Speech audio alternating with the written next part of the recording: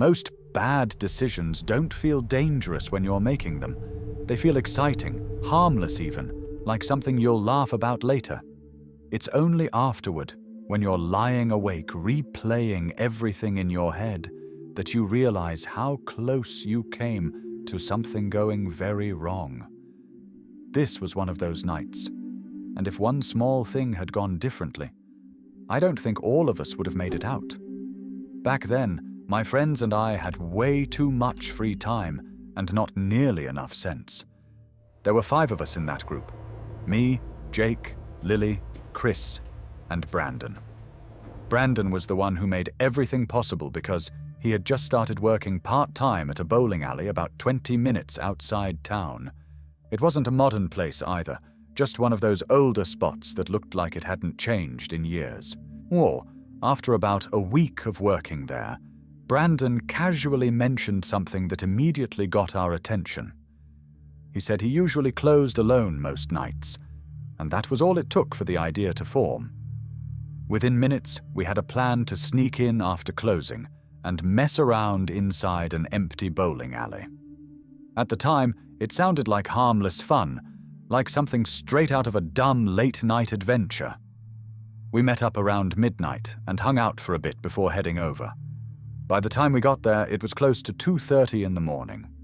The building looked completely dead, with only a faint light glowing near the entrance.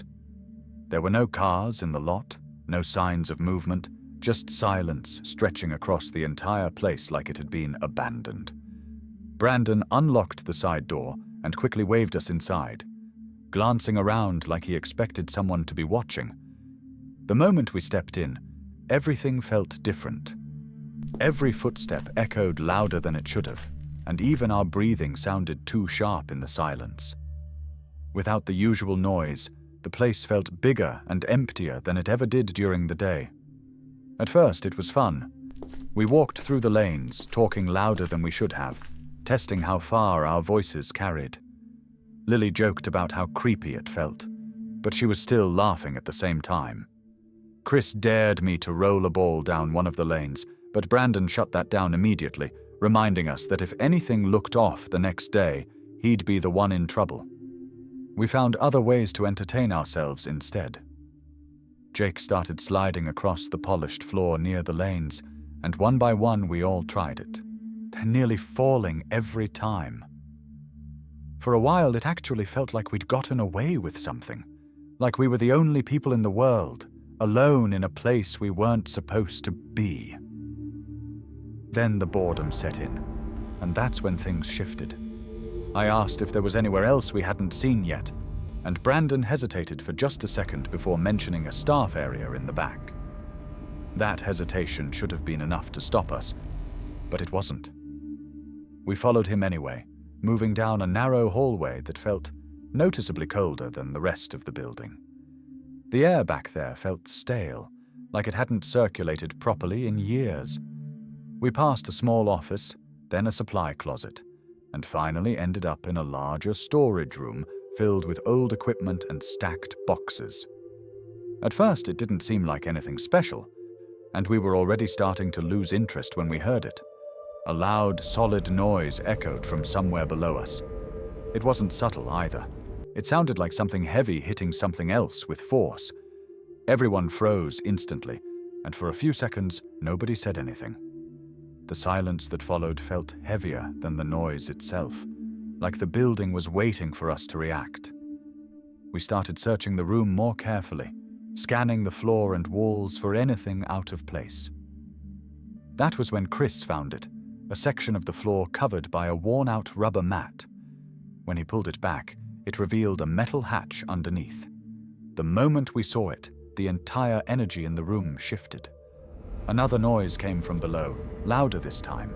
That was enough to push us forward instead of back. Chris crouched down and slowly lifted the hatch, revealing a metal ladder leading down into complete darkness.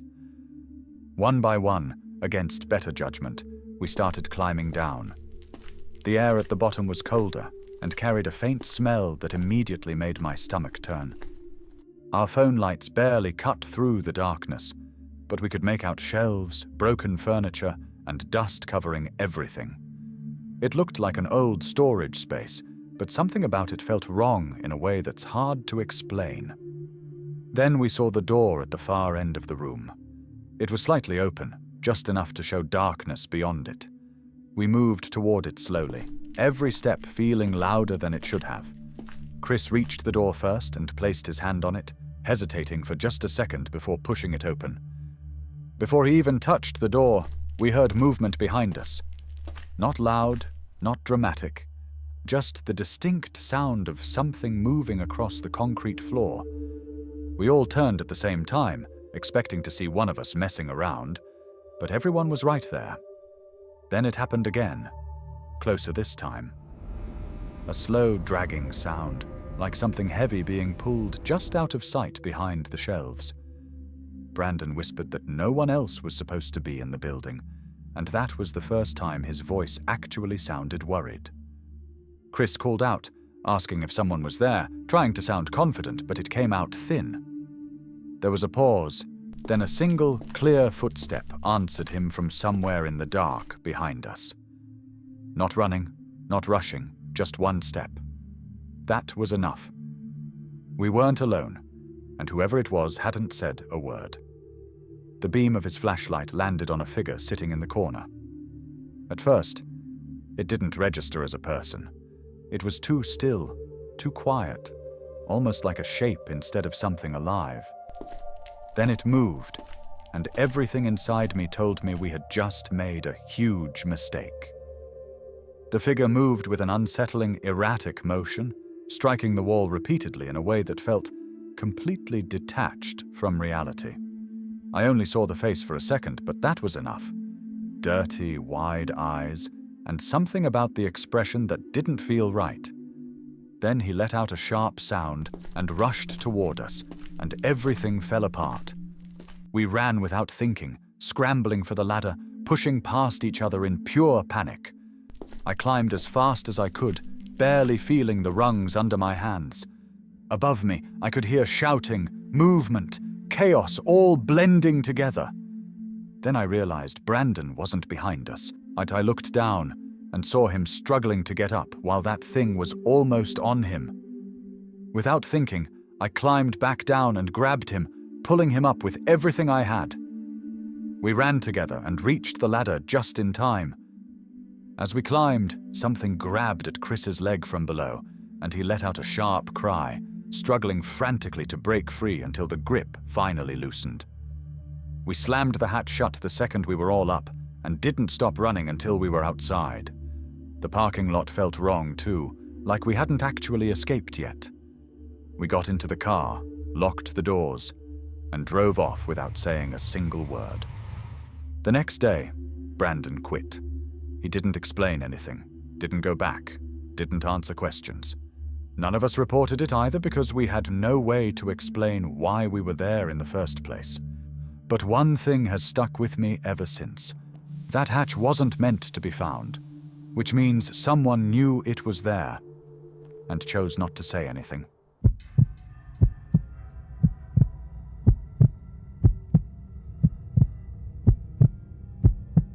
You ever have one of those moments where something feels off, but you're not convinced enough to do anything about it? Like your brain notices a problem before you fully understand it, but you brush it aside because nothing has technically happened yet. That's exactly what this was. And looking back now, I'm pretty sure that hesitation is the only reason things got as far as they did. If there was one thing my friends and I loved doing as young adults, it was bowling. Nothing serious, nothing competitive, just something we did to relax after long weeks. We'd go for the games, the food, the music, and the chance to laugh at how bad all of us were. It was one of those places where you could disappear into the noise and not think too much about anything. The bowling alley sat just off the main road between a shut-down grocery store and an old car wash that only ever seemed active during the day. At night, the place had a completely different feel. Neon reflections stretched across the polished floor, arcade lights flickered in the corners, and everything carried that worn-out late-night energy. It wasn't exactly unsafe, but it never felt fully comfortable either. We usually went on Friday nights around 9. That was the sweet spot when it was busy enough to feel lively, but not so packed that you had to wait an hour for a lane. That night it was just me, Marcus, and Ethan, same as usual. We got our shoes, picked up our balls, and started our first game, talking trash like we always did, even though none of us had any right to. It was sometime during the second game that I noticed the guy, and he was a few lanes down, standing alone, and he stood out for a weird reason. It wasn't because he was loud or acting strange in any obvious way. It was because he wasn't. Everyone else was there with people, laughing, eating, playing, but this guy would bowl and then just stand there watching the room. At first I ignored it because people come bowling alone all the time, but after a while it became hard not to notice that he wasn't only watching his own lane. He kept drifting. He'd bowl, then slowly walk past other lanes like he was just stretching his legs, except it didn't feel casual. It felt like he was studying people, taking his time, paying attention to things nobody else would. At one point, Ethan noticed him too, and joked that the guy looked like he was doing surveillance. We laughed because it sounded ridiculous, and at the time, it was funny. But even after the joke, all three of us kept glancing over at him. It was one of those small things that doesn't seem important until your body starts reacting before your mind has caught up. About half an hour later, the lane right next to ours opened up. Out of all the empty lanes in the building, he moved to that one almost immediately. That was when the whole vibe changed. He set up like nothing was unusual, typed in his name, rolled a shot, and acted completely normal. But the second he got beside us, it felt like we were being watched in a much more deliberate way. The comment started a few minutes later. I had just taken my turn when he suddenly said, "Your release is off." I turned and looked at him, confused, because I hadn't been talking to him and definitely hadn't asked for advice. He stepped a little closer and told me I was turning my wrist too early. I just gave him a quick response to be polite, expecting that to end the interaction. But it didn't. He kept inserting himself into our game after that. He commented on scores, offered more advice, and laughed quietly at things that were not jokes. It wasn't just annoying, it was unsettling. Then he said something that made all of us go quiet. He looked at us and said, almost casually, "I see you guys here a lot. You always come around this time." None of us answered at first. It wasn't the words themselves that bothered me, it was how normal he made them sound. Like we were supposed to know him too. Like he had been there longer than we realized. Marcus forced a laugh and said we came sometimes, but the guy just nodded slowly and said, "I've been watching your games for a while." That word sat wrong with me immediately. Watching, not noticing, not recognizing, watching. A few minutes later, I stepped up for my turn again, and before I could even react, he walked into our lane space and firmly gripped my wrist. "Like this," he insisted, forcing my hand into a position that felt entirely too intrusive. I froze for a second because it happened so fast I didn't even process it. It wasn't aggressive in the obvious way, but it was way too familiar. I pulled my hand back and told him I had it. My voice was sharper that time, and for a second his expression changed. It wasn't full-on anger, but something flashed across his face that made my stomach tighten. Then he stepped back and muttered that he was only trying to help, like I was the one being rude. That was enough for us. We finished the round quickly, barely speaking, because the whole mood had shifted. What had started as a normal fun night now felt tense and wrong, like we were all waiting for one more thing to happen. We didn't bother starting another game. We grabbed our stuff, returned the shoes, and left.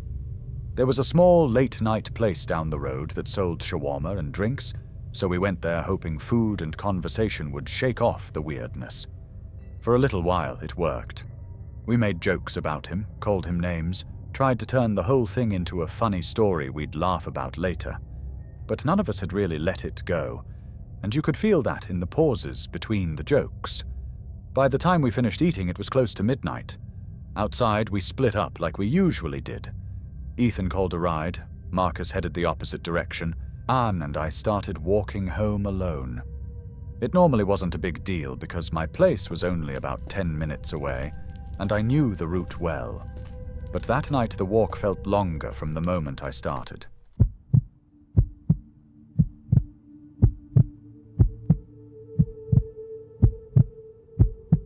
Some places don't feel wrong at first. They feel normal, familiar, even safe. That's what makes it worse when something finally breaks that illusion, because by the time you realize something is off, you've already been there too long. You've already gotten comfortable. I used to work at a bowling alley during my final year in school, mostly just to make extra money. It was a quiet place most nights. Nothing dramatic ever happened.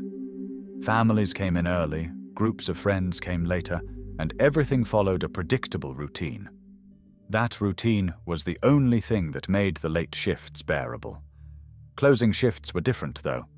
Once the last customers left and the doors were locked, the building changed. Without the music and noise, the silence felt unnatural, like the space wasn't meant to be quiet. And every small sound stood out more than it should, and even the air felt heavier.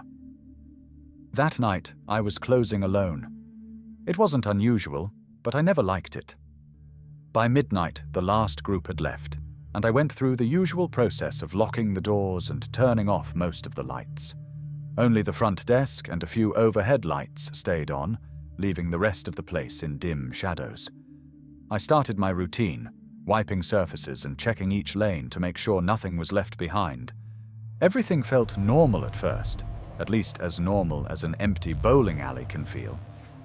Then I noticed something strange on the system screen. Lane 7 was still active. It showed a game in progress, with scores updating like someone was still playing. But when I looked over, the lane was completely empty. No people, no movement, nothing that explained what I was seeing. I walked over slowly, checking the seating area and surrounding space. There were no bags, no shoes, no signs anyone had been there recently. I reset the system, assuming it was just a glitch, and went back to the front desk. A few minutes later, it turned back on. Same lane, same activity. That was when the feeling started. Not fear yet, just unease, like something wasn't adding up. I went back again, slower this time, paying attention to every detail around me. The air felt colder near that lane, not freezing, just noticeably different from the rest of the building. I stood there, staring at the screen, trying to convince myself it was just faulty equipment. Then I heard it. A bowling ball rolling. Soft, but clear. I looked down the lane immediately, expecting to see something. Anything that explained the sound. But there was nothing. The pins were still standing, untouched, and the lane was empty.